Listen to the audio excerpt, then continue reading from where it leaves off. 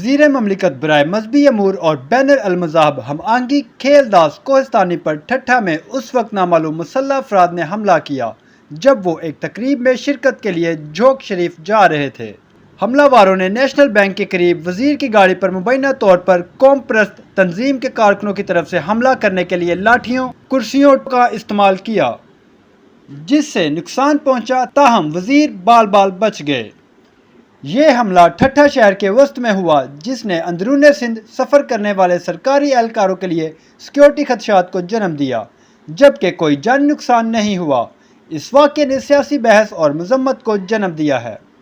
واقعے کے بعد میڈیا سے بات کرتے ہوئے وزیر کھیل داس نے اس بات پر زور دیا کہ ملک کے مسائل خصوصاً پانی کے تنازعات کو سڑکوں پر احتجاج یا عوامی ریلیوں سے حل نہیں کیا جا سکتا۔ ان کا کہنا تھا کہ پانی کے مسائل کا حل مذاکرات کے میز پر ہے، سڑکوں یا افراتفری کے ذریعے نہیں۔ ان معاملات کو حل کرنے کے لیے قومی اسمبلی اور سینٹ جیسے پارلیمانی فورم ہی واحد جائز پلیٹ فارم ہیں۔ معلومات کا قابل اعتماد ذریعہ CRC، جڑے رہیں CRC کے ساتھ۔